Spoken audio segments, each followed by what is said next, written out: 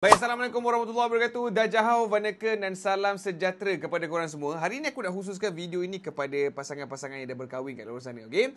So, ini pandangan aku, okey? Pandangan aku rasa bahawasanya dalam sebuah perkahwinan, kita nak cakap bahawasanya perkahwinan tu dah achieve harmoni atau tidak. Bagi aku, sekiranya kita boleh membuat teguran berkenaan dengan perangai pasangan kita yang kita tak selesa, pada waktu yang kita nak, tanpa memikirkan kita akan bergaduh selepas tu, tanpa memikirkan kita akan bertengkar selepas tu, merupakan satu level of harmony dalam perkahwinan yang aku rasa bukan senang untuk kita kecapi. Sebab apa? Kadang-kadang kan bila kita nak bercakap tentang perangai pasangan kita yang kita tak suka ni, kita akan fikir, patut ke aku cakap dengan dia tentang perangai ni? Walaupun itu adalah perkara yang aku tak suka, tapi ni part of his life. Benda ni adalah perkara yang dia dah bawa sekian lama lagi sebelum aku kenal dia lagi. So, bila aku cakap benda ni, aku takut benda ni boleh trigger dia dan akan jadilah pergaduhan di dalam perkahwinan kita. So, kadang-kadang orang kita ni kita fikir, bila terjadi pergaduhan dalam perkahwinan ni merupakan satu perkara yang buruk. Bagi akulah, ni pandangan aku.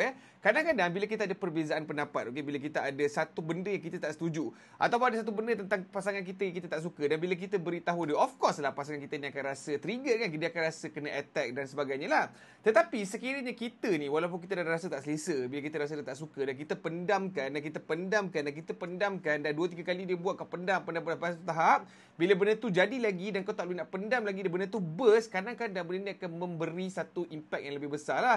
Di mana sekiranya kau handle masalah ni daripada awal, sikit-sikit, mungkin masalah ni boleh disettlekan dengan cara yang lebih mesra. Tetapi bila kau dah pendam-pendam masalah ni, lama-lama pendam-pendam ni dia jadi resentment tau. Kau akan rasa macam benci sikit, benda ni akan jadi bara, dan lama-lama kau akan fikirkan pergi mampus dengan apa yang orang akan cakap, pergi mampus dengan apa yang akan terjadi dalam perkahwinan ni. Aku dah tak tahan dan aku rasa aku perlu luahkan segala benda dalam hati aku. Dan kadang-kadang bila kau nak luahkan ni, bila kau dah lama-lama sangat pendam, benda tu boleh jadi satu perkara yang boleh menghancurkan perkahwinan lah. So bagi aku kan, kadang-kadang pasangan ni memang kita akan ada disagreement, memang kita akan ada pertelingkahan dan memang kita akan ada pergaduhan. Tetapi sekiranya pergaduhan itu boleh memberi maklum kepada pasangan kita tentang benda yang kita tak suka, tentang benda yang kita suka, bagi aku itu lebih baik. Sebab apa? At least kita nampak memang kita ada effort untuk kita save the marriage, kita ada effort untuk kita ambil tahu tentang masalah yang berlaku dalam perkahwinan kita. Kalaulah pasangan kita tak tahu apa masalah yang sedang berlaku, kita asyik diam diri dan tarik muka dan bermasam muka, tak bercakap sampai 1-2 minggu, kadang-kadang benda ni boleh menjadi faktor kepada perceraian. So kepada sahabat-sahabat aku luar sana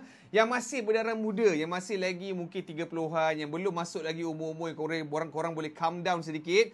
Kadang-kadang bila bergaduh tu korang kena rationalize sedikit. Tak semestinya bila ada pergaduhan dia menandakan hubungan tu semakin grow. Kadang-kadang pergaduhan ni adalah tanda di mana korang sedang grow, sedang membangun dalam perkahwinan kau. Setuju ke tak ada setuju? Bye-bye.